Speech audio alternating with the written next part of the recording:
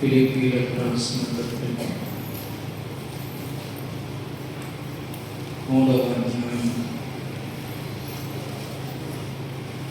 14వ వచనాన్ని page number 180 కుడివైపు నుంచి ఫిలిప్పీయులకు రాసిన పత్రిక 3వ అధ్యాయం 14వ వచనం. క్రీస్తు యేసునందు దేవుని ఉన్నతమైన పిలుపున దుఃఖులు బహుమానమును పొందవలెనని గురి యొద్దకు పరిగెత్తుచున్నాను. దేవుడు వాక్య భాగాన్ని మన వినికిడిలో దీవించుకుంటాను. సమయం మందు మనం లేచి దేవునికి మాట్లాడుతున్న కీర్తన 12 వచనాలు దయచేసి స్థలం సర్దుకునే చాలా మంది వచ్చిన వాళ్ళు ఉన్నారు.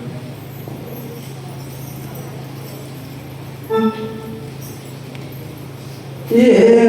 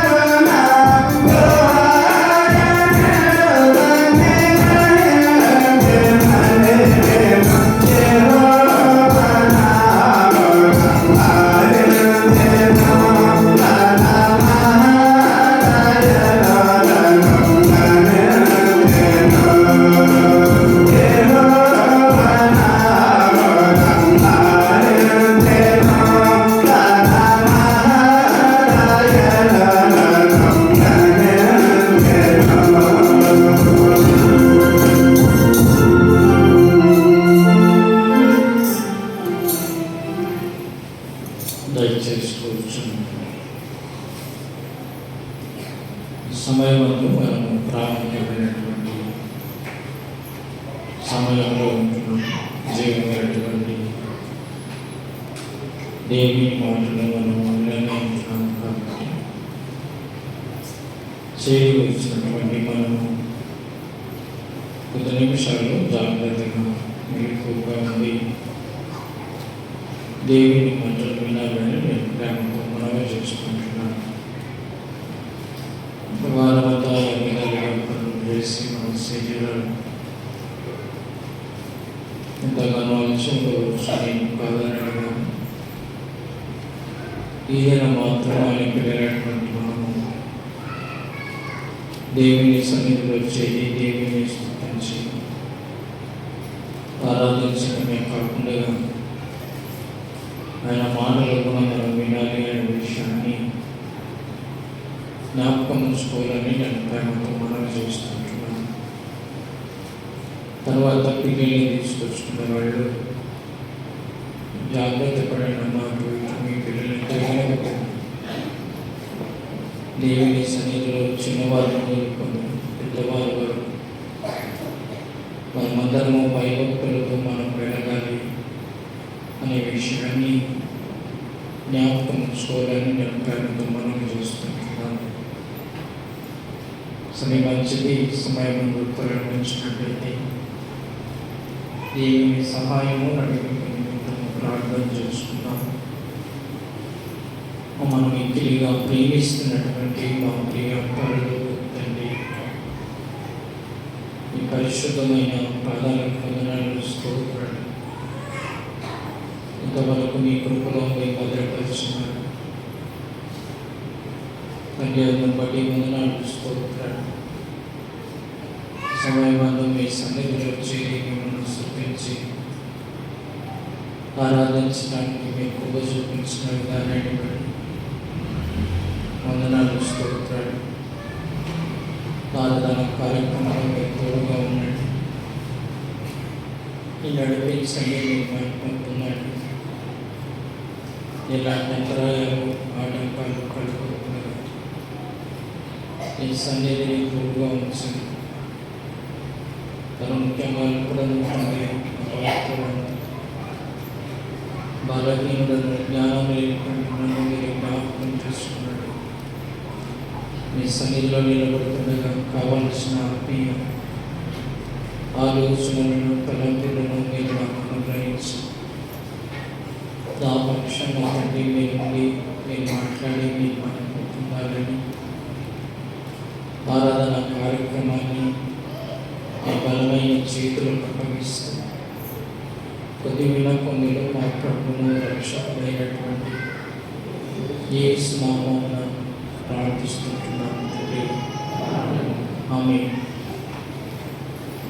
సమయమందు చేయవలసినటువంటి మనము 10 నిమిషాలు జాగ్రత్తగా మెలకువగా ఉండి దేవుని మాటలు వినాలని నేను ప్రేమతో మనవి చేసుకుంటున్నాను. ప్రతి వారాల నుంచి మనం ఈ వాక్యాన్ని చదువుకుంటూ దేవుని వాక్యాన్ని మనం ధ్యానిస్తుంటున్నాం. అపోస్తలుడైనటువంటి పౌలు దేవుడు తనను ఎందుకు పిలిచినాడు, ఆ ఉన్నతమైన పిలుపులకు కలుగు బహుమానము పొందాలని ఆయన గురి యొద్దకు పరిగెడుతున్నట్టుగా వాక్యంలో వ్రాయబడింది. కాబట్టి నేను మొట్టమొదటిగా జ్ఞాపకం చేశాను,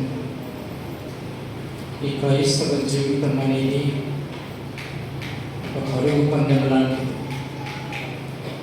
పరుగు పందెం అనేది మనకు అర్థమవుతే ఈ ఆధ్యాత్మిక జీవితంలో మనం ఎట్లా నడవాలో ఎట్లా జీవించాలో అనేది మనకు అర్థమవుతుంది అనే విషయాన్ని నేను జ్ఞాపకం చేస్తున్నాను.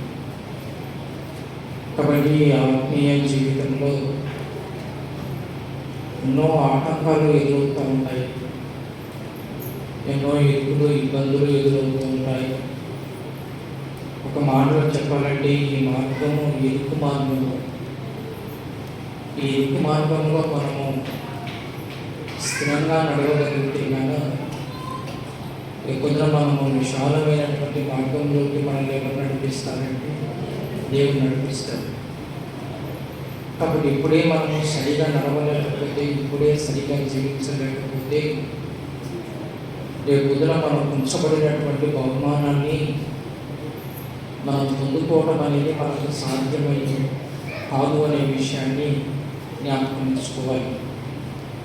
ఎందుకంటే అపోస్తలుడైనటువంటి పౌలు ఎవరిని చూసి నడుచుకున్నాడు, ఎవరిని చూసి ఆయన జీవించినాడు అంటే యేసుక్రీస్తును పోలి ఆయన నడుచుకున్నట్టుగా, ఆయన జీవించినట్టుగా వాక్యంలో రాయబడింది.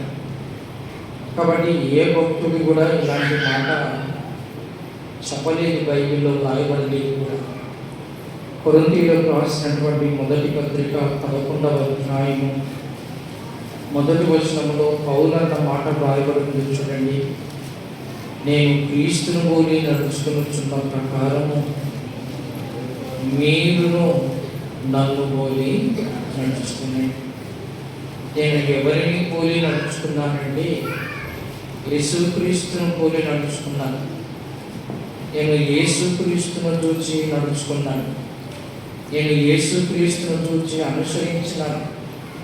ఒక మాట చెప్పాలంటే యేసుక్రీస్తును చూచి నేను ఈ విధంగా జీవించినాను. కాబట్టి మీరు కూడా నన్ను పోలి మీరు నడుచుకునండి అని అక్కడ పౌలు తెలియజేస్తుంటున్నాడు. కాబట్టి మనం ఎవరైతే ఆత్మీయంగా నడుచుకుంటూ ఉంటారో అలాంటి వారిని మనము గురిపెట్టి చూడమని, నడుచుకోమని వాక్యము తెలియజేస్తానండి. ఒక మాటలో చెప్పాలంటే బైబిల్లో చాలామంది ఆధ్యాత్మికంగా జీవించారు. వారి గురించి దేవుడే సాక్ష్యం ఇచ్చినాడు. వారు ఎలాంటి మాదిరికరమైనటువంటి జీవితాన్ని జీవించినారో అలాంటి జీవితాన్ని మనం కూడా జీవించడం అనేది చాలా మంచిది అనే విషయాన్ని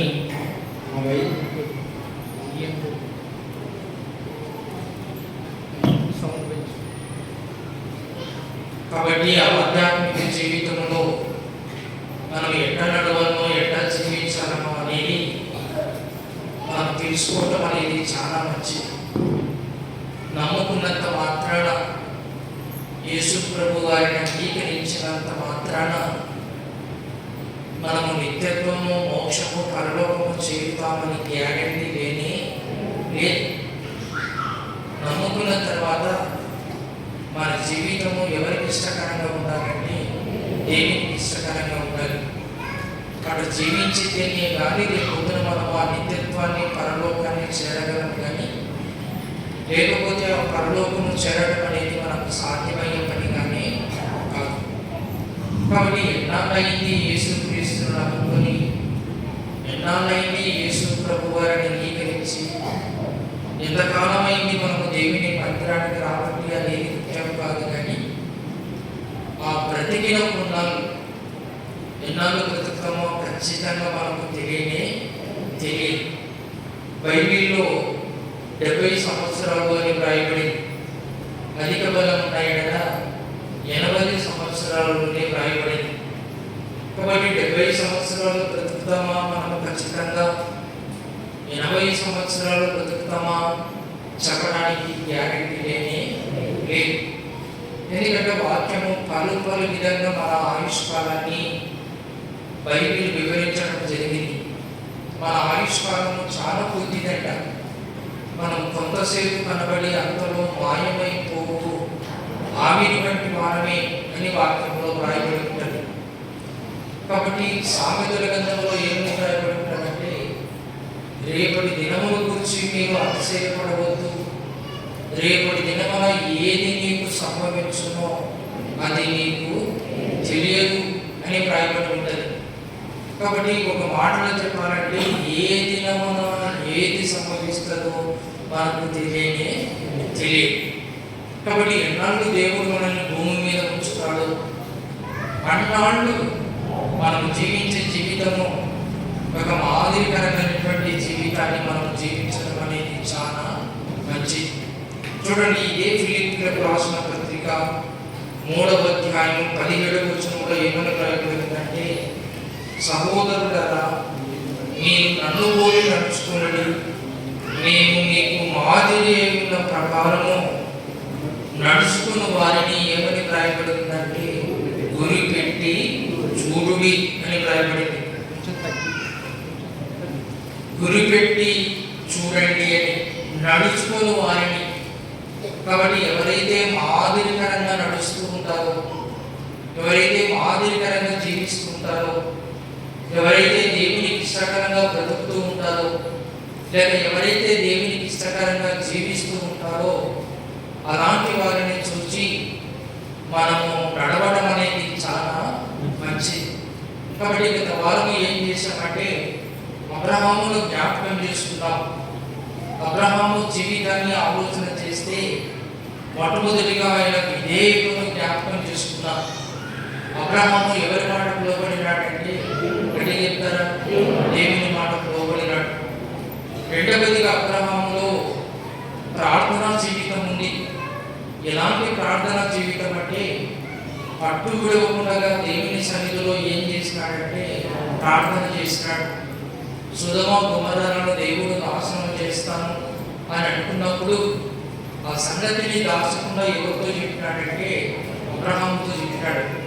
కాబట్టి అబ్రహాము ఏమన్నాడంటే, అయ్యా ఒకవేళ ఆ పట్టణంలో నీతిమంతులుగానే ఉంటే ఆ దుర్మార్గులతో పాటు ఆ దుష్టులతో పాటు నీతిమంతులను కూడా మీరు నాశనం చేస్తారా అని అన్నప్పుడు దేవుడు అన్నాడు, నీతిమంతులుగా ఆ పట్టణంలో కనిపిస్తే ఆ పట్టణాల్లో నేను ఆ పట్టణాలను ఏం చేయాలంటే నాశనము చేయను అని అన్నప్పుడు అబ్రహాము ప్రార్థించడం మొదలుపెట్టాడు. ముందు 50 నుంచి మొదలుపెట్టాడు. 55 నుంచి 45 వచ్చినాడు. 45 నుంచి 40 దగ్గరకు వచ్చినాడు. 40 నుంచి 30 దగ్గరకు వచ్చినాడు. 30 దగ్గర నుంచి 20 దగ్గరకు వచ్చినాడు. చివరిగా దేవునితో ఒక మాట అన్నాడు, మీరు కోపపడకుంటే మీ ఒక్క మారి అడుగుతాను, మరలా నేను అడగను. అక్కడ ఒకవేళ 10 మంది ఉంటే ఎట్లా ప్రభువా అని దేవుని అడిగినప్పుడు దేవుడు అన్నాడు, ఆ 10 మందిని బట్టి కూడా నేను సొదొమ గొమొర్రాలను నాశనము చేయను. కాబట్టి అబ్రహాములో ప్రార్థనా జీవితం ఉంది. ఎలాంటి ప్రార్థనా జీవితం అంటే ఆయన పట్టు విడవకుండా ఏం చేసినాడంటే ప్రార్థన చేసినాడు. అటు అబ్రహామును జ్ఞాపకం చేసుకున్నాం. అట్టని యాకోబును కూడా జ్ఞాపకం చేసుకున్నాం. యాకోబు యెహోవా రేవు దగ్గర ఒంటరిగా ఉన్నాడు. రాత్రంతా ఎవరితో పెనుగులాడుతున్నాడంటే దేవుడితో పెనుగులాడుతున్నాడు. తెవళ్ళవారు అవుతా ఉంది. దేవుడు నన్ను పోనిమ్మని దేవుడు అడుగుతా ఉంటే యాకోబు అన్నాడు, నీవు నన్ను ఆశీర్వదించితేనే కానీ నేను నీ పాదాలు విడవను. కాబట్టి నీవు ఆశీర్వదించేంత వరకు నేను ఏం చేస్తానంటే నీ పాదాలు పట్టుకుంటాను. ఎప్పుడు ఆశీర్వదిస్తాడు అది మనకు తెలియదు. అది ఎవరి ఇష్టం అంటే దేవుని ఇష్టం, దేవుని చిత్తం. కానీ యాకోబు మాత్రము అంతవరకు ఎవరిని విడవడంట తెలుసా? దేవుణ్ణి విడవడంట. అటు భక్తులు ఏం చేస్తున్నారంటే పట్టు విడవకుండా ఏం చేస్తున్నారంటే ప్రార్థన చేస్తున్నారు. కాబట్టి వారు చేసిన ప్రార్థన జీవితాన్ని మనము కూడా కలిగి ఉండడం అనేది చాలా మంచిది. ఒక మాట చెప్పాలంటే వాళ్ళని చూసి మనం ఏం చేయాలంటే నేర్చుకోవాలి. అందుకైతే అబ్రహాము విధేయత అన్నారు. అబ్రహాము ఎంతగా లోబడినాడంటే మనమైతే వెళ్ళడం అనేది మనకు సాధ్యముగానే కాదు. ఏ ఊరో తెలియదు, ఏ ప్రదేశమో తెలియదు. మరి విచిత్రం ఏమంటే వాళ్ళ ఊరిని విడిచిపెట్టాలి, వాళ్ళ బంధువులను విడిచిపెట్టాలి, వాళ్ళ తండ్రి వారిని విడిచిపెట్టాలి. అందరినీ విడిచి ఒక్కడు ఏం చేయాలంటే ప్రయాణాన్ని కొనసాగించాలి. ఎక్కడ గోవలనో దేవుడు తెలియపరచలేదు. ఏమన్నాడంటే నేను చూపించు దేశానికి నువ్వు బయలుదేరి వెళ్ళు అంటే ఏ ప్రదేశమో ఎరుగకయే అని రాయబడుతుంది స్పష్టంగా. కాబట్టి ఏ ప్రదేశమో ఏ ఊరో తెలియదంట. ఏం చేస్తున్నాడంటే ప్రయాణాన్ని కొనసాగిస్తున్నాడు. అది విధేయత అంటే. కానీ ఆదాము మాత్రము బైబిల్లో దేవుని మాటకు లోబడలేదు. నేను గత వారం చెప్పాను, ఒకరి పాపం వలన, ఒకరి అవిధేయత వలన మనం అందరము పాపాత్ములుగా చేయబడితే, బాగా నా మాట గమనించండి, ఇంకొక మాటలో చెప్పాలంటే ఆనాడు ఆదామును బట్టి మనం అందరం ఏమైనామంటే పాపాత్ములమైన. బాగా నా మాటను గమనించాలి. యేసుక్రీస్తుని బట్టి మనమందరము నీతిమంతులముగా తీర్చబడుతున్నాం. కాబట్టి ఆదామును బట్టి మనమందరం పాపాత్ములమైతే యేసుక్రీస్తుని బట్టి మనమందరం ఏమైనామంటే గట్టి చెప్పండి, ఏమైనామమ్మా? నీతిమంతులమైన. బాగా నా మాటను మీరు గమనించాలని నేను ప్రేమతో వాము చేసుకుంటున్నాను. ఆదాము అవిధేయుడు. ఆదాము దేవుని మాటకు లోబడలేదు. తినవద్దని పరావృత్తిని ఏం చేసినాడంటే పాపం చేసినాడు. తర్వాత తన మీదకి ఎంత శిక్షను కొని తెచ్చుకున్నాడంటే దేవునితో ఉండే సహవాసాన్ని ఆదాము ఏమైనాడంటే కోల్పోయినాడు. ప్రతిరోజు సాయంకాలము ఏదేను తోటలో ఆదామవ్వలు ఎవరి స్వరాన్ని వినేవారంటే ఎవరి స్వరాన్ని వినేవారు? దేవుని స్వరాన్ని వినేవారు.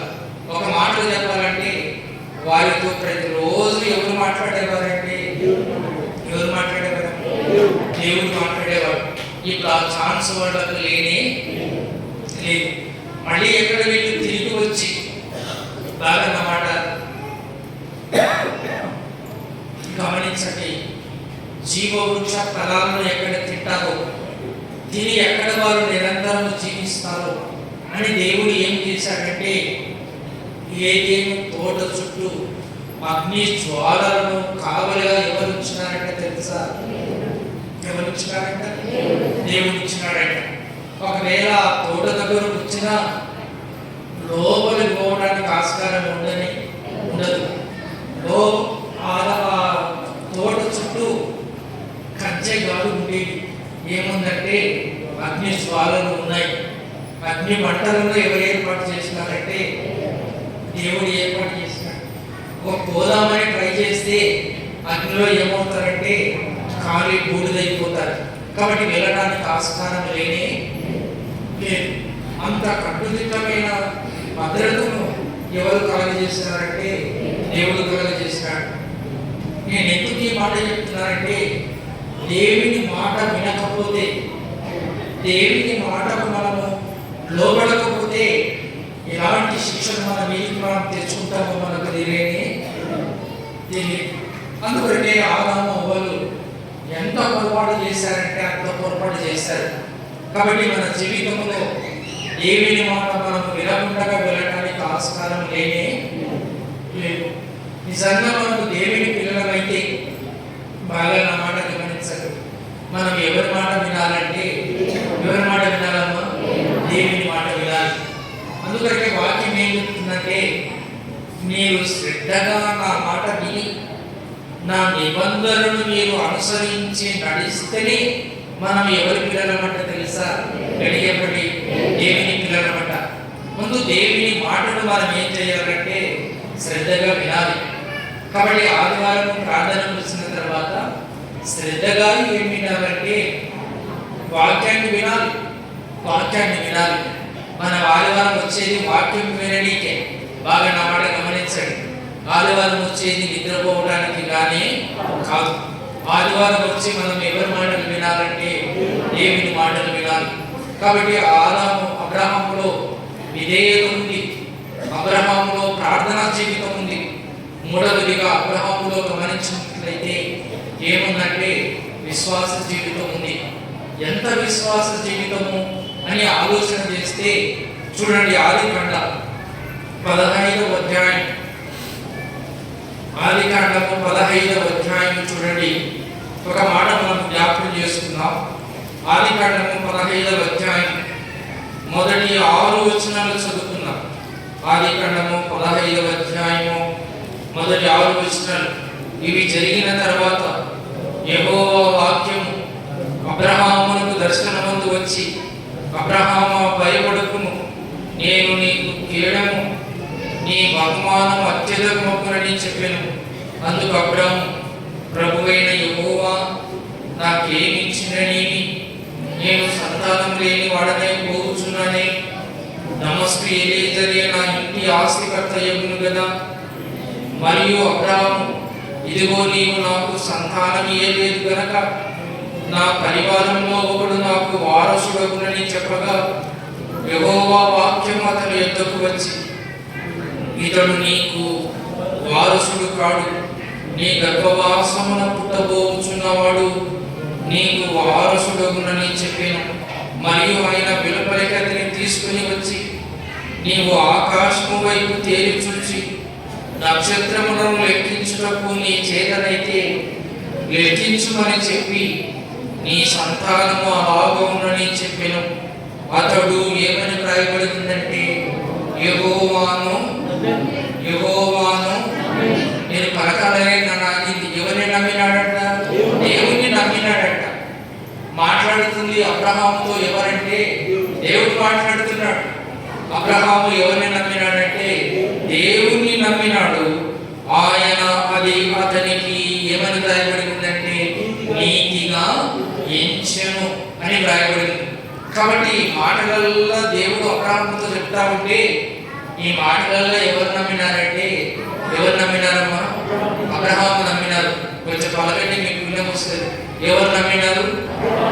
ఎవరు నమ్మినారు? గట్టి పలకండి. ఎవరు నమ్మినారు? అబ్రహాము నమ్మినాడు.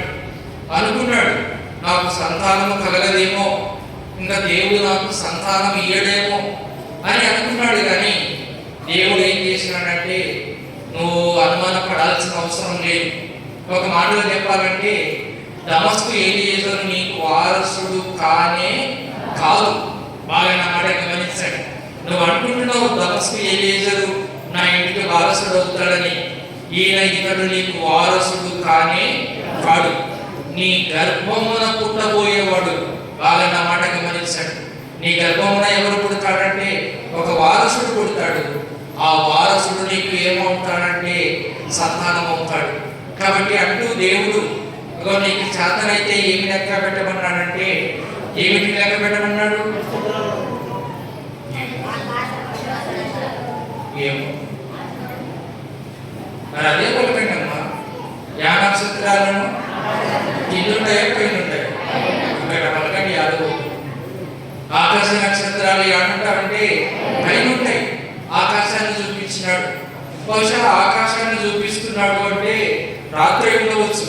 రాత్రి అయితేనే నక్షత్రాలు కనిపించాయి, పగలైతే కనిపించవు. అప్పుడప్పుడు మనల్ని ఏం చేస్తారంటే పెళ్ళిళ్ళప్పుడు పగులు కూడా చూపిస్తారు చూడమని. యా నక్షత్రము అంట, వరుంధతి నక్షత్రము ఏదంట. ఎవరికైనా నక్షత్రాలు పగులు కనిపిస్తాయి?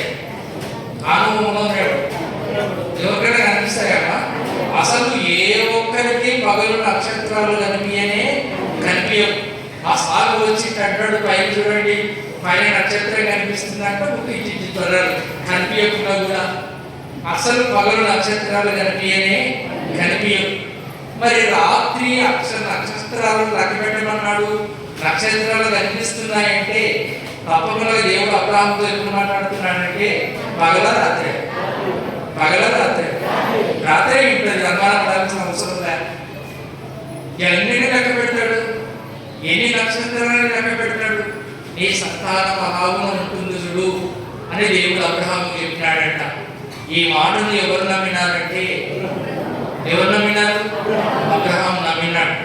అందుకొరకే తన శరీరము మృతతుల్యమైనట్టు భావించినాడంట. వయసేమో ఎక్కువైపోతుంది. 75 ఏళ్ళప్పుడు దేవుడు అబ్రహామును పిలిచినాడు.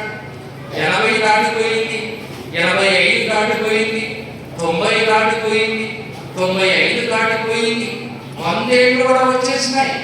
కానీ విశ్వాసం మాత్రము సన్నగిల్లలేదు. ఎన్నడూ అవిశ్వాసము చెందలేదు. ఏళ్ళు గడిచే కొద్దీ బాగా నా మాట గమనించండి. వాక్యంలో ఏమని రాయబడి ఉన్నదంటే విశ్వాసము వలన ఏం పొందినాడంట? బలము పొందినాడంట. కాబట్టి సంవత్సరాలు గడిచే కొద్దీ విశ్వాసంలో ఏం పొందాలంటే మీరు బలుగుతారండి. బలం పొందాలా పొందకూడదా? మన విశ్వాసం అనేది పెరగాలి. జారుడు దారాన్ని కాదు మనం నమ్మాల్సింది. నేను గత వారం చెప్పాను, జారుడు నల్ల దారాన్ని నమ్ముతాము కానీ ఎవరిని నమ్మమంటే జారుడే కదా మనం ఉండేది. చేతి పెడితే కాకి పెడితే అంతే కదా ఉండేది. జారుడు నల్ల దారాన్ని నమ్ముతాము కానీ ఎవరిని నమ్మంటే దేవుని నమ్మం. మన దేవుడు ఆకాశ మహా మహాకాశాలు పట్టజాలనేటువంటి చిన్న దేవుడు. నేను మీరు ఎట్లా పలుకుతారేమో, ఆకాశ మహాకాశాలు పట్టజాలని చిన్న దేవుడు. మరి ఒకరే ఆకాశ మహాకాశాలు పట్టజాలనేటువంటి దేవుడు. ఇంత గొప్ప దేవుణ్ణి మనం ఏం చేయలేకపోతున్నామంటే నమ్మలేకపోతున్నాం. ఒక దానిలో జారమన్నా దారమన్నా నమ్ముతాము, కానీ ఎవరిని నమ్మమంటే దేవుని నమ్మం. అందుకనే వాక్యంలో రాయబడి ఉంటుంది, ఆయన ఆకాశ మహాకాశాలు పట్టజాలనేటువంటి దేవుడు. పట్టుదామంటే సాధ్యముగానే కాదు. అంత పెద్ద ఒక మాట చెప్పాలంటే అంత గొప్ప దేవుడిని మనం ఏం చేయలేకపోతున్నామంటే నమ్మలేకపోతున్నాం. అబ్రహాము నమ్మినాడు. ఎంతగా నమ్మినాడంటే చూడండి, రోమీయులకు రాసిన పత్రిక ఒక మాట జ్ఞాపకం చేసుకున్నాం. రోమీయులకు రాసిన పత్రిక 4వ అధ్యాయం చూడండి. రోమీయులకు రాసిన పత్రిక 4వ అధ్యాయం, రోమీయులకు రాసిన పత్రిక 4వ అధ్యాయంలో ఆయన ఎంతగా నమ్మినాడో ఒక మాట మనము జ్ఞాపకం చేసుకుందాం. రోమీయులకు రాసిన పత్రిక 4వ అధ్యాయం 17వ వచనం నుంచి చూడండి. తాను విశ్వసించిన దేవుని ఎదుట, అనగా మృతులను సజీవులుగా చేయువాడును, లేని వాటిని ఉన్నట్టుగానే పిలుచువాడునైన దేవుని ఎదుట అతడు మనకందరికీ తండ్రి అయి ఉన్నాడు. నిన్ను గూర్చి నిన్ను అనేక జనములకు తండ్రిగా నియమించి తిని అని వ్రాయబడి ఉన్నది.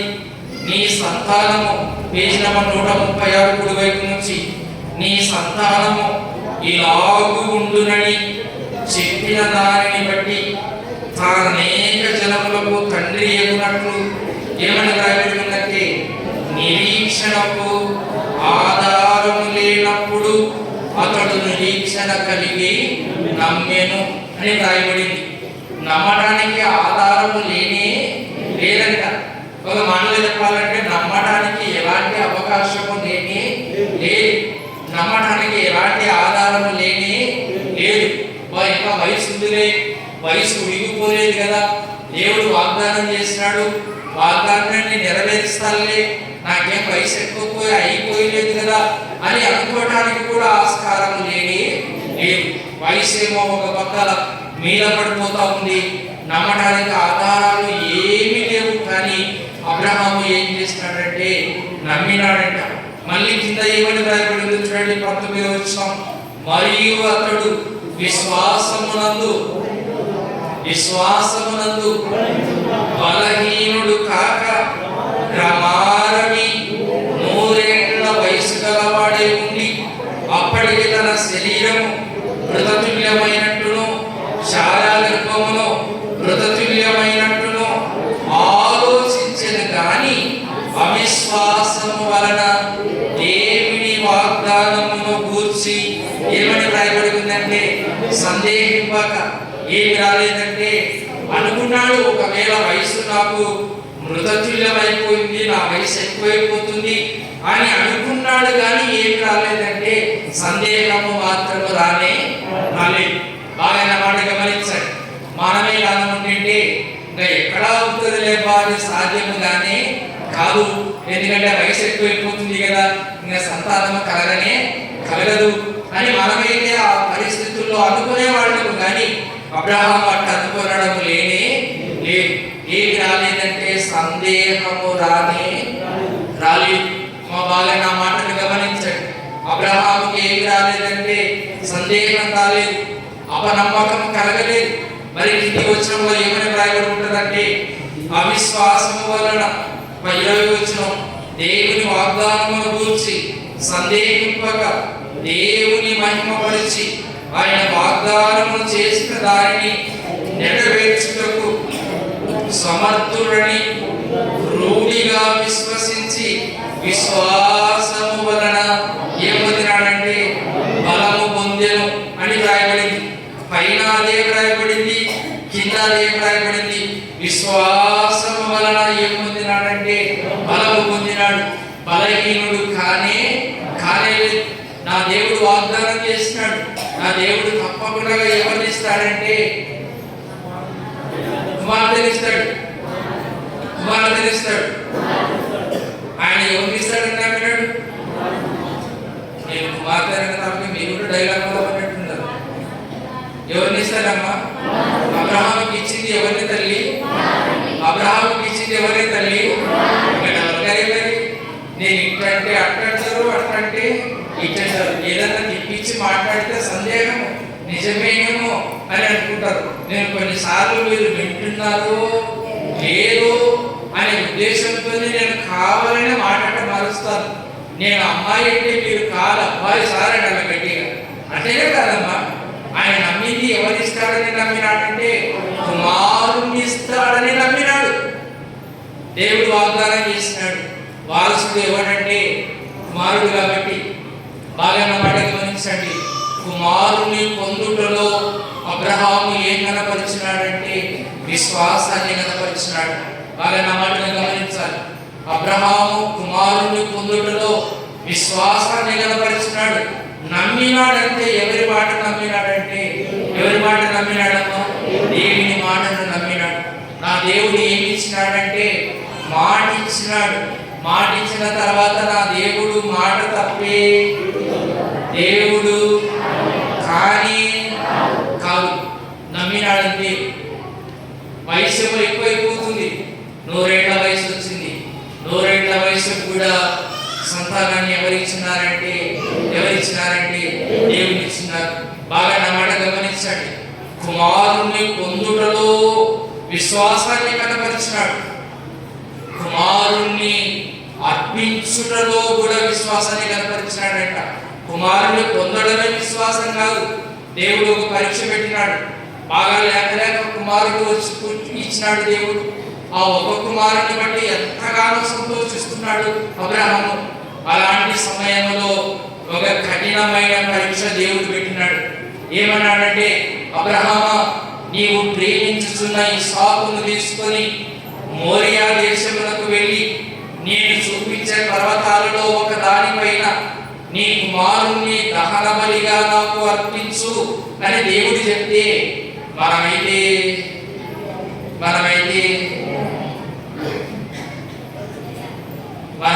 ఈయనే కానీ ఆయన ఇవ్వడానికి సిద్ధపడినాడు. ఎందుకు సిద్ధపడినాడంటే దానికి కూడా ఒక కారణం ఉంది. ఎందుకు సిద్ధపడినాడంటే చూడండి, హెబ్రీయులకు రాసిన పత్రిక 11వ అధ్యాయం ఇక్కడ ఒక మాట రాయబడి ఉంటుంది దాని గురించి. ఎందుకు ఆయన కుమారుణ్ణి అర్పించడంలో కూడా దహన బలి అర్పిస్తే కుమారుడు ఏమైతాడంటే చనిపోతాడు. ఉండేది ఒకే ఒక కొడుకు అనండి. నాకు అచ్చమైన భాషలో మాట్లాడండి. ఉండేది ఒకే ఒక కొడుకు. ఈ కొడుకునిస్తే మళ్ళా కొడుకు లేడు. కానీ ఈయన మాత్రము ఇప్పుడు కూడా ఏం కనపరుస్తున్నాడంటే విశ్వాసాన్ని కనపరుస్తున్నాడు. ఇప్పుడు కూడా నమ్మకం ఉందంట. ఏమి ఆ నమ్మకం అంటే బలి అర్పిస్తే కుమారుడు మళ్ళీ బతకడు. కుమారుడు ఏమవుతాడంటే చనిపోతాడు. కానీ ఈయనకు మాత్రం ఒక నమ్మకం ఉంది. ఏమి ఆ నమ్మకం అంటే చూడండి, హెబ్రీయులకు రాసిన పత్రిక 11వ అధ్యాయం పేజీ నంబర్ 207 17వ వచనం 17-19 వచనం చదువుకుందాం. అబ్రహాము శోధింపబడి విశ్వాసమును బట్టి ఇస్సాకును బలిగా అర్పించెను. ఎవడు ఆ వాగ్దానములు సంతోషముతో అంగీకరించెనో ఇస్సాకు వలనైనది నీ సంతానమనబడునని ఎవరితో చెప్పబడినో ఆ అబ్రహాము మృతులను సహితము లేపుటకు దేవుడు శక్తిమంతుడని ఎంచిన వాడై తన ఏక కుమారుని అర్పించి ఉపమాన రూపముగా అతనిని మృతులలో నుండి మరణ పొందెను అని రాయబడింది. మా బాగా నా మాటను గమనించాడు. నా దేవుడు ఏమి ఇచ్చినాడంటే ఇస్సాకు వలనైనది నీ సంతానం అనబడునని మాట ఇచ్చినాడు. ఇప్పుడు ఇస్సాకును దహన బలిగా అర్పిస్తే బాగా నా మాట గమనించండి. నా దేవుడు ఎలాంటి వాడంటే నా దేవుడు చనిపోయిన వాళ్ళను లేపగలిగినటువంటి దేవుడు నా దేవుడు. బాగా నా మాట గమనించండి. ఇప్పుడు నా కుమారుని నేను చంపినా మీరు ఆనో ఊనో అంటే బాగుంటుంది. చంపినా మళ్ళీ ఎవరు లేపుతాడని నమ్మినాడంటే గడియబడి గడియబడి గడియబడి దేవుడు లేపుతాడని నమ్మినాడు. నా కుమారుణ్ణి దహన బలిగా అర్పించినా పర్వాలేదు, నా కుమారుణ్ణి చంపినా పర్వాలేదు, నా కుమారుణ్ణి మళ్ళా ఎవరు లేపుతారంటే దేవుడు లేపుతాడని నమ్మినాడట. మనమే కాదైతే లేపుతాడు లేపుడు. తేడా ఉండేది ఒక కొడుకుని అడిగి అలా ఒక కొడుకుని ఇస్తే మళ్ళీ ఇస్తావో అడిగే పండుగ చేస్తుంది. ఇక మనకైతే చేతులు రావు, మనకైతే చేతులు రావు. కానీ ఆయనకు చేతులు వచ్చినాయి. ఎందుకు వచ్చినాయంటే వాగ్దానం ఇచ్చినాడు. ఎవరు ఇచ్చినాడంటే దేవుడు ఇచ్చినాడు. ఇస్సాకు వలనైనది నీ సంతానం. కాబట్టి ఇస్సాకును నీవు దహన బలిగా అర్పిస్తే మళ్ళీ నీకు ఇస్సాకు ఎవరిస్తారంటే ఎవరిస్తారమ్మా?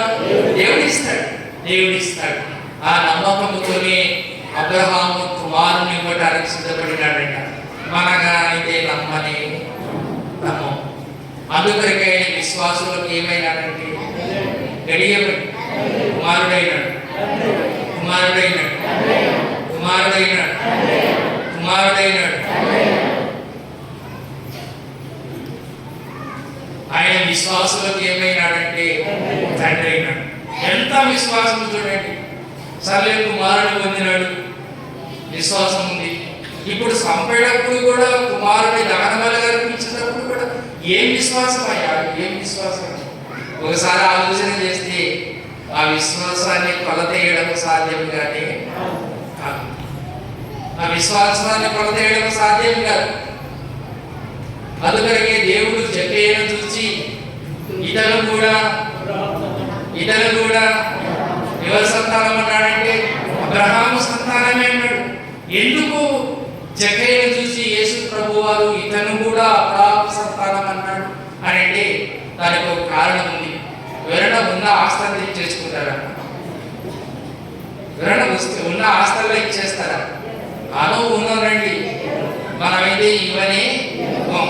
కానీ ఆనాడు నమ్మిన వాళ్ళల్లో ఏం చేస్తున్నారంటే వాళ్ళ ఆస్తులు వదిలేస్తున్నారు. వాళ్ళ ఆస్తులు అమ్ముకొని అపోస్తలుల పాదాల దగ్గర పెట్టారంట. అననీయ సత్యనారాయణగా దాచిపెట్టుకోలేదు వాళ్ళు. మనం ఎక్కడున్నాం అంటే గడియబడి అననీయ సత్యనారాయణ వాళ్ళ బలం. ఒకవేళ అమ్మినా అంతయ్య బుద్ధిగానే కాదు. ఎవరు ఇచ్చినా ఎన్ని ఉపాయాలతో ఇస్తామో మనకు తెలియదు. బాగా మాట గమనించండి. అననీయ సత్యనారాయణ అమ్మినారు. పేతురు అడిగినాడు, మీ పొలాన్ని ఇంతకే అమ్మితిరా అంటే వాళ్ళు అంటారు, ఏమంటారమ్మా? ఇంతకే అమ్మినారు. అప్పుడు పేతురు అన్నాడు, మీరు ఎవరిని మోసపుచ్చుతున్నారంటే పరిశుద్ధాత్మని మోసపుచ్చుతున్నారు. మీరు ఎవరిని మోసపుచ్చుతున్నారంటే దేవుణ్ణి మోసపుచ్చుతున్నారు. దేవుణ్ణి మోసపుచ్చడం ఎవరికైనా సాధ్యమా? ఒకవేళ మనుషులంటే మోసపుచ్చులే, కానీ దేవుణ్ణి మోసపుచ్చడము సాధ్యమయ్యే పని కానీ కాదు. అననీయ సత్యరాలు ఎవరు మోసపరిచినారంట తెలుసా? ఎవరిని మోసపరిచినారంట? దేవుణ్ణి మోసపరిచినారంట. దేవుణ్ణి మోసపరిచి తప్పించుకోవడం సాధ్యమైతే కాబట్టి అందుకొరకే ఒక మాట అంటున్నాము, ఎవరన్నా మోసం చేయొచ్చు కానీ దేవుణ్ణి మోసం చేయలేమంటాం. ఎవరన్నా మోసం చేయొచ్చు, బాగా మాట గమనించండి. ఎంతమందినైనా మోసం చేయొచ్చు, కానీ ఎవరిని మోసం చేయలేమంటే దేవుణ్ణి మోసం చేయలేము. ఈ మధ్యకాలంలో నేను ఒక సంఘటన విన్నాను, చాలా ఆశ్చర్యమైంది. వాడు తన సొంత భార్యను చంపేశాడట. చంపేసి 12 ఏళ్ళు అయిందంట. ఇంకా వాడిని పట్టుకునే ఛాన్స్ లేదంట. ఏ ఆధారము దొరకలేదంట. కానీ 12 ఏళ్లకు దొరికినాడంట. కాబట్టి ఎవరిని మోసం చేయలేమంటే ఎవరి పాపము వాణ్ణి పట్టిస్తుంది. ఎన్నేళ్ళు తప్పించుకున్నా తప్పించుకోవడం సాధ్యం కానీ కాదు. ఒకవేళ తప్పించుకున్నాడు, ఒక 12 ఏళ్ళు తప్పించుకున్నాడు అనుకుందాం. 13వ ఏళ్ళ దొరికేటట్టుగా ఎవరు చేసినారంటే దేవుడు చేసినాడట. ఇన్స్ట్రక్టర్ ముందు పోయి సరాసరి వారి పేరు పిలిచినాడంట. నా పేరు ఈ ఊర్లో ఎవరికి తెలియదు కదబ్బా అనుకున్నాడంట. పేరు మార్చి ఉద్యోగం సంపాదించుకున్నాడు. సరిగ్గా ఆయన ఉద్యోగం చేసేటానికి ఇన్స్ట్రక్టర్ పోయినాడంట. పోయి హలో నేను పలానా నువ్వెవరి పేరు ప్రకటించిన లోపల సన్ అయిపోయినాడంట. అందులోపల ఎస్ఐ ఏం పట్టుకున్నాడంటే చేయబట్టేసుకొని వెంటనే ఏం చేసినాడంట, వేడి వేసినాడంట. ఆశ్చర్యపోయినాడంట, ఇంకేంటయింది, నన్ను ఎవరు గుర్తుపట్టారనుకుంటే నేను ఇన్నేళ్ళు ఎవరికి దొరకలేదు, అసలు మా ఊర్లోనే లేవు, మా రాష్ట్రమే వదిలిపెట్టించాను, వేరే రాష్ట్రంలో ఉద్యోగం చేస్తున్నాను, నా పేరు అది కానీ కాదు. ఈయనకంటే తెలిసిందబ్బా పేరు అంటే. తెలిసేటట్టుగా ఎవరు చేస్తారంటే ఎవరు చేస్తారమ్మా? దేవుడు చేస్తారు. కాబట్టి దేవుణ్ణి మోసం చేయడము సాధ్యమయ్యే పనిగానే కాదు. ఎంతమందినైనా మోసం చేయొచ్చు, కానీ ఎవరిని మోసం చేయలేమంటే దేవుణ్ణి మోసం చేయలేం. జక్కయ్యకు నమ్మకం ఉంది. ఏం నమ్మకం అంటే, నా ఆస్తంతా పోయినా పర్వా లేదు, నా ఆస్తంతా పోయినా పర్వాలేదు, నేను ఎవరిని సంపాదించుకున్నానంటే దేవుణ్ణి సంపాదించుకున్నాను, నాకు దేవుడు ఉంటే చాలు, మరలా అన్ని ఎవరిస్తారని అంటున్నాడంటే దేవుడు ఇస్తారని అంటున్నాడు. బాగా నా మాట గమనించండి. కాబట్టి ఏది లేకపోయినా మనం దేవుణ్ణి కలిగి ఉంటే చాలు, అన్ని మనకు ఎవరిస్తారంటే దేవుడు ఇస్తాడు. నేను ఒక ఉదాహరణ చూపిస్తాను, చూడండి. వాక్యాన్ని గమనిస్తాము. యోబు గ్రంథం. ఒక పాట పాడుకుందాం అంతలోపుగా.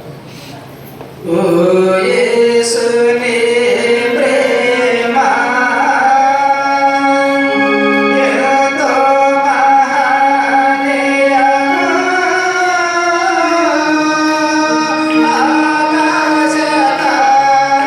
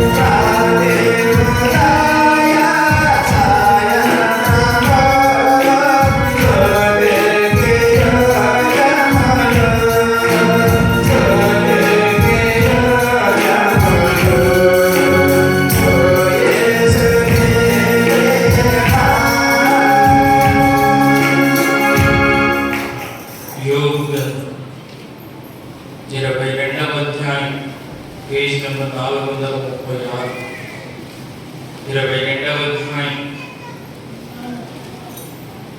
23వ వచనం నుంచి చదువుతున్నాం.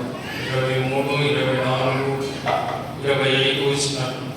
సర్వశక్తుని వైపు నీవు తిరిగిన ఎడల నీ గుడారంలో నుండి దుర్మార్గమును దూరముగా తొలగించిన ఎడల నీవు అభివృద్ధి పొందెదవు. మట్టిలో నీ బంగారమును, ఏడి రాళ్ళలో ఓఫీరు స్వర్ణమును పారవేయుము. అప్పుడు సర్వశక్తుడు నీకు అపరంజిగాను ప్రశస్తమైన వెండిగాను ఉండును అని వ్రాయబడి. కాబట్టి బంగారాన్ని ఇచ్చినా మనకు బంగారం ఎవరండి? బంగారం ఎవరండి? దేవుడే. చాలా మంది మనుషుల పేర్లు పెట్టుకుంటారు బంగారం అని. బాగా నా మాట గమనించండి. జక్కయ్య నమ్మకం ఏమంటే నా ఆశ్రద్ధ పోయినా పర్వాలేదు, నాకు ఎవరున్నారంటే దేవుడు ఉన్నాడు. దేవుడు మనకు తోడుగా ఉంటే ఏది పొదువు అనేది ఉండనే ఉండదు. కాబట్టి ముందు ఎవరిని సంపాదించుకోవాలంటే ఎవరిని సంపాదించుకోవాలమ్మా? దేవుని సంపాదించుకోవాలి. జక్కయ్య దేవుని సంపాదించుకున్నాడు. నా ఆస్తిలో సగము నిధులకి ఇచ్చేస్తానయ్యా, నా ఆస్తిలో ఇంకా ఎవరికైతే అన్యాయంగా తీసుకున్నానో వారికి 4 గంటలు ఇచ్చేస్తాను. ఈ రోజు నుంచి నేను ఇట్లా బతుకుతాను, ఈ రోజు నుంచి నేను ఇట్లా జీవిస్తాను అని అంటే దేవుడు అన్నాడు, ఇతడు కూడా అబ్రహాము కుమారుడే. కాబట్టి అందరూ అబ్రహాము సంతానం కాదంట. ఒకవేళ అట్లా అనుకుంటే పొరపాటు పడతాం. మనం కూడా ఓసారి ఏమనుకుంటామంటే మనం కూడా అబ్రహాము సంతానమే, మనకు కూడా చాలా విశ్వాసం ఉంది అనుకుంటాం. కానీ ఎవరు అబ్రహాము సంతానం అంటే తెలుసా? గలతీయులకు రాసిన పత్రిక చూడండి, గలతీయులకు రాసిన పత్రిక ఎవరు అబ్రహాము సంతానమో ఇక్కడ రాయబడి ఉంటుంది. చూడండి, గలతీయులకు రాసిన పత్రిక, గలతీయులకు రాసిన పత్రిక పేజీ నెంబరు 169, 3వ అధ్యాయం 7వ వచనం. గలతీయులకు రాసిన పత్రిక 3వ అధ్యాయము 6-7 వచనాలు చూడండి. అబ్రహాము దేవుని నమ్మెను, అది అతనికి నీతిగా ఎంచబడెను. కాబట్టి ఏమని రాయబడి ఉందంటే, విశ్వాస సంబంధులే అబ్రహాము కుమారులని మీరు తెలుసుకోనండి. కాబట్టి ఎవరు అబ్రహాము సంతానం అంటే విశ్వాస సంబంధులు. ఎవరికైతే దేవుని మీద నమ్మకం ఉంటుందో, ఎవరికైతే దేవుని మీద విశ్వాసం ఉంటుందో వాళ్ళే అబ్రహాము సంతానం అంట. అందరము అబ్రహాము సంతానముగానే కాదు. చిన్నప్పుడు మేము ఒక పాట పట్టుకుని, అబ్రహాము తండ్రి పిల్లలం విశ్వసించుచున్న పిల్లలం అని సండే స్కూల్లో పాటలు. విశ్వసించాలి. అబ్రహాము విశ్వసించినాడు, అబ్రహాము నమ్మినాడు. అది అతనికి ఏం ఎంచబడిందంటే నీతిగా ఎంచబడింది. కుమారుణ్ణి పొందుటలో విశ్వాసాన్ని కనపరిచినాడు. కుమారుణ్ణి అర్పించే దానిలో ఏం కనపరిచినాడంటే విశ్వాసాన్ని కనపరిచినాడు. బాగా మాట గమనించాడు. పొందుకునేటప్పుడు విశ్వాసం ఉంది, ఏమిని ఇచ్చేటప్పుడు కూడా ఏముందంటే ఏముందమ్మా? విశ్వాసం ఉంది. విశ్వాసము సన్నగిలేదు, బలహీనుడు కాలేదు. దేవుడు వాగ్దానం చేసినాడు, ఇస్సాకు వలనైనది నీ సంతానం. కాబట్టి ఇస్సాకుని ఇప్పుడు దేవునికి దహన బలిగా అర్పించిన నా దేవుడు ఎలాంటి వాడంటే మృతులను సహితము లేపగలిగినటువంటి దేవుడు. లేపినాడా లేదమ్మా? దేవుడు చచ్చిపోయిన వాళ్ళను ఎంత చిన్నవాళ్ళు లాజరును లేపినాడా లేదా? లేపినాడా లేదా? ఒక ఆయన వచ్చి గట్టిగా చెప్పిపోతాడు, లాజర్ లాజర్ లాజర్. చచ్చిపోయిన వాళ్ళు ఎవరు లేపుతారంటే లేపుతాడు. నా దేవుడు నా కుమారుని కూడా ఏం చేస్తాడంటే లేపుతాడు. వాగ్దానం చేసినాడు, వాగ్దానము నెరవేర్చే దేవుడు. ఆయన ఏం తప్పడంటే మాట తప్పడు. కానీ అబ్రహాము నమ్మి ఉన్న ఒక కుమారుని ఎవరికి ఇవ్వడానికి సిద్ధపడినాడంటే దేవునికి సిద్ధపడినాడు. ఏమన్నా సందేహం కనిపించిందే కుమారుని ఇచ్చేదాంట్లో? ఏమన్నా సందేహం కనిపించిందే? ఏమన్నా అనుమానం వచ్చిందే? ఏమి అనుమానం రాలేదు. అడిగినాడంటే ఇస్సాకు దారిలో పోయేటప్పుడు అన్నీ ఉన్నాయి మన దగ్గర, కట్టెలు ఉన్నాయి,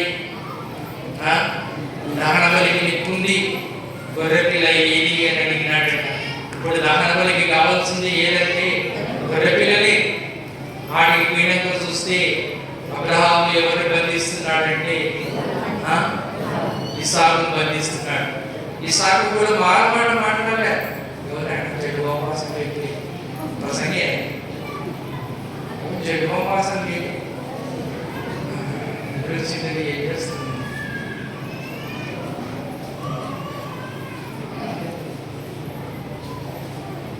ఎవరు చూసుకునేది చెప్పాలి. జెండుబాం వాసన వస్తుందా లేదా మీకు? రాలేదు, గుర్తుపట్టలేదా మీరు? మీకు ఈ వాసన రాలేదు, ఇంకా వాసన గుర్తొస్తుంది. అలాగే లేదా వాసన వచ్చే చూడండి, జెండుబాం బ్రహ్మని పెట్టే వాసన. నమ్మినాడు అబ్రహాము, అది విశ్వాసం అంటే. అందుకొరకే దేవుడు అబ్రహాము విశ్వాస జీవితాన్ని మన ముందు ఇచ్చినాడు. మనం కూడా అబ్రహాము సంతానం కావాలంటే అబ్రహాములో ఉన్నంత విశ్వాసము మనకు కొంతైనా ఉండాలా ఉండకూడదా? ఉండాలా ఉండకూడదా? ఉండాలి. ఆ దేవుడు వాగ్దానం చేసిన తర్వాత వాగ్దానాన్ని నెరవేర్చే దేవుడు. నా దేవుడు వాగ్దానాన్ని మర్చిపోయే దేవుడు కాదు. నమ్మినాడు అబ్రహాము. ఎంతగా నమ్మినాడంటే కుమారుని పొందుటలో విశ్వాసం నెలపరిచినాడు. అనుకున్నాడు వయసు ఎక్కువైపోతుంది అని అనుకున్నాడు, కానీ దేవుడు ఇయ్యలే అనుకోలేదు. అయితే దేవుడు మాట తప్పదు కదా. మాట ఇచ్చిన తర్వాత ఏం నెరవేరుస్తాడంటే మాట నెరవేరుస్తాడు. కుమారుడు అర్పించడానికి సిద్ధపడినాడు. అయితే నా దేవుడు చచ్చిపోయానని కూడా లేపే దేవుడు. ఇస్సాకుని ఎవరు లేపుతారంటే దేవుడు లేపుతాడు. ఎంత విశ్వాసం అండి, ఎంత విశ్వాసం అండి. అందుకొరికి ఆయన విశ్వాసులకు తండ్రి అయినాడు. ఆయన తండ్రి అయితే మనము, ఆయన తండ్రి అయితే మనమేం కావాలా? మనమందరూ కుమారుగా కావాలా? మీరెల్లా ఏం కావాలంటే ఏం కావాలమ్మా? కుమార్తెలు కావాలి. మీరెల్లా కుమార్తెలు, మేమంతా కుమారులు అవుతామా? అయితామా? ఎంత విశ్వాసం! చాలా ఆశ్చర్యం అనిపిస్తుంది. ఎవరికి ఉంటుందో మా విశ్వాసం. అందుకరికి హెబ్రీయులకు రాసిన పత్రికలో ఎక్కువసార్లు 11వ అధ్యాయంలో ఎవరి గురించి రాయబడి ఉంటుందంటే అబ్రహాము గురించి రాయబడి ఉంటుంది. అబ్రహాము గురించే ఎక్కువ రాయబడి ఉంటాయి. ఆయన పిలువబడిన పిలుపప్పుడు విశ్వాసం కనపరిచినాడు. ఆయన కుమారుని పొందుటలో విశ్వాసం కనపరిచినాడు. ఆయన కుమారుని అర్పించడంలో విశ్వాసం కనపరిచినాడు. ఎక్కడ చూసినా ఈ 11వ అధ్యాయంలో, హెబ్రీయులకు రాసిన పత్రిక 11వ అధ్యాయంలో ఎక్కువ సార్లు ఎవరి గురించి రాయబడి ఉందంటే అబ్రహాము గురించి రాయబడి. బాగా నా మాట గమనించండి. మూడవదిగా ఎవరి విశ్వాసం గురించి జ్ఞాపకం చేసుకున్నాము? ఎవరి విశ్వాసం ఇంతసేపు మనం మాట్లాడింది? ఎవరి విశ్వాసము? గట్టి కొలకండి. ఎవరి విశ్వాసము? ఎవరి విశ్వాసము? ఏమన్నా కొంచెమన్నా అర్థమైనా? ఎంతమందికి అర్థమైంది? నేను చేతులు ఎత్తండి అన్నాను అంటే చేతి ఎత్తుతారు. ఎంతమందికి అర్థమైందంటే ఎవరు చేతున్నారంటే దాని అర్థం ఏమంటే మీరు ఏమి అంటే కొన్ని అర్థకాలను చేయకండి. ఇప్పుడు అర్థమైతే చేయకండి అంటే దానికి ఎత్తారు. మరి అర్థం కాలేదంటే అర్థం కన్నా చేయగలగా ఏదో ఒకదానికి ఆను మూడు ఉండాలి కదా. మూడవదిగా అబ్రహాము విశ్వాసాన్ని జ్ఞాపకం చేసుకున్నాం. బతుకుంటే వచ్చే వారము అబ్రహాము సహవాసం జ్ఞాపకం చేసుకున్నాం. ఈ రోజంతా మనం వినింది ఎవరి విశ్వాసం గురించి అంటే ఎవరి విశ్వాసం అంటే విశ్వాసం. ఎవరిని అడిగిననుకో ఏం చెప్తారు? ఎవరి విశ్వాసం అని చెప్తారు? ఎవరి విశ్వాసం అని చెప్తారు? అబ్రహాం విశ్వాసం. ఒకవేళ అడిగినందుకు ఏం అబ్రహాంలో ఏమంత ప్రత్యేకత, ఏం విశ్వాసము అబ్రహాంలో అని అడిగితే కుమారుని పొందుటలో ఏం కనపరిచినాడంటే విశ్వాసాన్ని కనపరిచినాడు. కుమారుణ్ణి అర్పించే దానిలో ఏం కనపరిచినాడంటే విశ్వాసాన్ని కనపరిచినాడు. బలి అర్పించేటప్పుడు కూడా అబ్రహాములో ఏముందంటే విశ్వాసం ఉంది. నా దేవుడు చనిపోయిన వారిని లేపగలిగినటువంటి దేవుడు. ఎంత నమ్మకం చూడండి. అందుకొరికే మాదిరికరంగా జీవించే వాళ్ళని చూసి మనం కూడా ఏం చేయాలంటే నేర్చుకోవాలి. వాళ్ళు ఎట్లా నడిచినారు, వాళ్ళు ఎట్లా జీవించినారు, వాళ్ళు ఎట్లా బతికినారు, మనం కూడా అట్లా బతికితే అట్లా జీవించితే చాలా చాలా మంచి తరలించండి, మోకరించండి, ప్రార్థన చేసుకుందాం. తరలించండి, మోకరించండి, ప్రార్థన చేసుకుందాం. ప్రార్థన చేసుకుని తరలించండి. ప్రార్థన చేసుకుందాం. మమ్మల్ని మిక్కిలిగా ప్రేమించిన ప్రియ పరులకు తండ్రి, పరిశుద్ధుడా నీ పాదములకు స్తోత్రం. మధ్యాహ్నం తండ్రి మీ దాసుని మీ వాకు చేతులు విశ్వాసం ఆయన ఏ విధముగా నా తండ్రి నిర్మింపబడి ఉన్నదో దానికి శరీకరంగా మీరు మాకు బయలుపరుచుతారు. అబ్రహామునైనా అల్లుడు విగ్రహములో అమ్ముకొని జీవనం చేసే విధానంలో ఉన్నటువంటి అబ్రహామును పిలిచావు. ఎక్కడో ఏ స్థలము ఏ ప్రదేశము ఎరగకని నీ పిలుపుకు లోబడి విశ్వాసాన్ని పొందుకున్నాడు తండ్రి. తదనంతరం అబ్రహామును ఆశీర్వదించగా నా యావత్ ఆస్తి అంతటి మీద ఎలియాజరే మరి దీనికి వారసుడనగా, లేదు నీ కడుపున పుట్టి ఈ కుమారుడే దీనికి వారసుడని నీవు అబ్రహాముతో ప్రమాణం చేశాడు. అబ్రహామును బయటికి పిలిచి ఆకాశపు నక్షత్రంలోని చేతనైతే ఎంచమనగా అబ్రహాముకు నాయన వీలు పడలేదు. ఆ విధముగా నీ సంతానమును ఆశీర్వదించడని వాగ్దానం చేశాడు. రవీరని 100 సంవత్సరాల వయసు వరకు ఆయన విశ్వాసాన్ని సొమ్మసులక, విశ్వాసంలో బలహీనుడు కాక, మాట ఇచ్చిన వాడు నమ్మదగిన దేవుడని విశ్వసించి అబ్రహాము నాయన ఇస్సాకును కోరుకున్నాడు తండ్రి. ఇది విశ్వాస పరిమాణము యొక్క పురుగొల్పు నాయన గురి నాయన. అంతేకాదు నీకు ఒక్కడైనటువంటి కుమారుని మోరియా దేశము మోరియా పర్వతం మీద నీకు బలి అర్పించమని కోరగా ఒక్కడైనటువంటి కుమారుని నీకు బలి ఇచ్చిన విషయంలో కూడా వెనకాడలేదు. ఎందుకనగా మృతుల సంగము లేపుటకు నా దేవుడు సమర్థుడు. ఇస్సాకును బలి ఇచ్చిన మళ్ళా పొందుకునగలనని ఆయన అబ్రహాము యొక్క విశ్వాసం తండ్రి. ఈ విశ్వాసాన్ని కొలతలు మరి నాయన వెడల్పునైనా మేము అంచనా వేయలేదు. ఎందుకనగా తండ్రి విశ్వసించిన వారి మాత్రమే అబ్రహాము సంతానం అనే వాక్యం సెలవిస్తున్నది.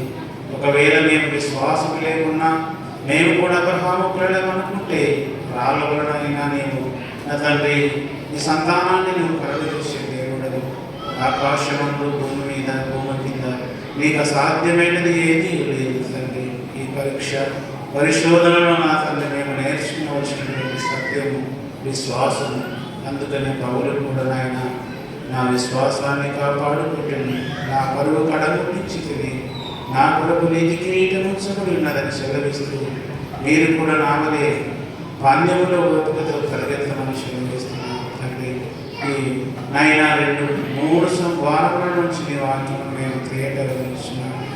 విశ్వాసంలో బలహీనము కాక నాయన మా పితరులు ఏ విధంగా నా తల్లి విశ్వసించి నాయన విశ్వాసుల పట్టికలు చేర్చబడినారో మేము కూడా నా తల్లి విశ్వాసమును బలం పొంది నాయన ముందుకు సాగులకు సహాయం దయచేయండి. మీ దాసుని బలహీనతను తొలగించి మీరు ఇంకా నాయన బలంగా వాడుకొని మా కొరకు నీ మహిమార్థమైన ఆయన మీ దాసుని గొప్పగా వాడుకుని మనం ప్రార్థిస్తూ మమ్మల్ని కార్యమును మమ్మల్ని మీ చేతులకు అప్పగించినట్టు మీకే మహిమ ఘనత ప్రభావములు చెల్లిస్తూ మా ప్రభువు మా రక్షకుడైన యేసయ్య నామమున ప్రార్థించి అడిగి వేడుకుంటున్నాము.